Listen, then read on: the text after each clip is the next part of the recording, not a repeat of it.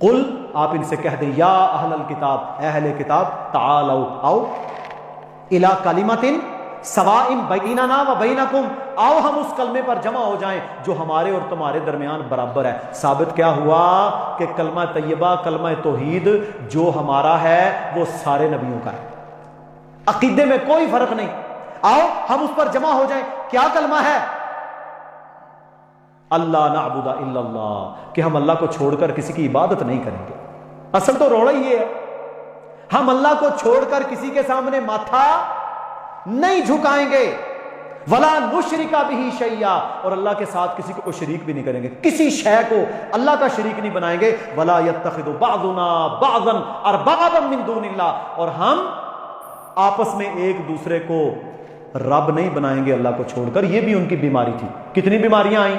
پہلی، اللہ کو چھوڑ کر دوسروں کی عبادت، دوسری اللہ کے ساتھ چیزوں کو شریک ٹھہرانا، تیسری اپنے میں سے لوگوں کو رب بنا لینا۔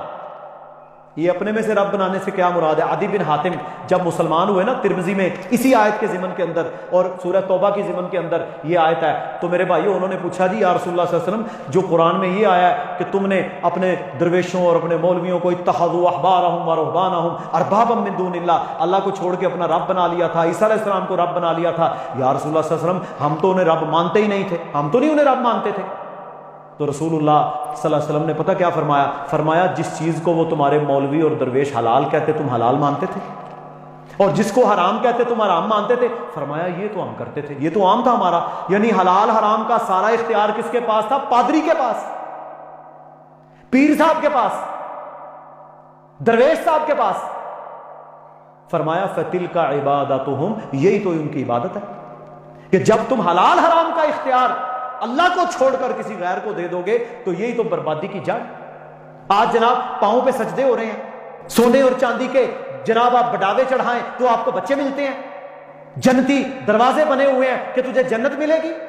نیک بندہ ان کی تصویروں کے بت بنا بنا کر ہم نے میرے بھائیوں لگا رکھے ہیں، اور پھر کہتے ہیں میں کلمہ پڑھتا ہوں۔ کہتا ہے جنہیں 11ویں نہ دیتی وہ دی مجھ جاندہ دودھ خشک ہو جائے گا۔ دودھ دینے والا ان میں کون ہے؟ پیدا کرنے والا میرا اللہ۔ مخلوق کون ہوتی ہے کسی چیز کا دودھ خشک کرنے والی؟ یہ عقیدے کی بربادیاں ہیں جس وجہ سے آج امت مسلمہ ذلتوں کے اندر ہے۔ جب تک امت توحید پر نہیں آتی، اور میرے بھائیوں بندہ بزدل کب بنتا ہے؟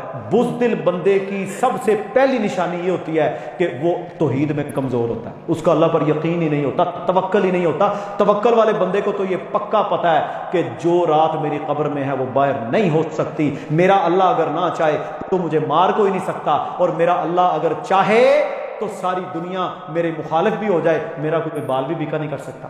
یہ عقیدہ ہونا چاہیے نا کم از کم۔ تو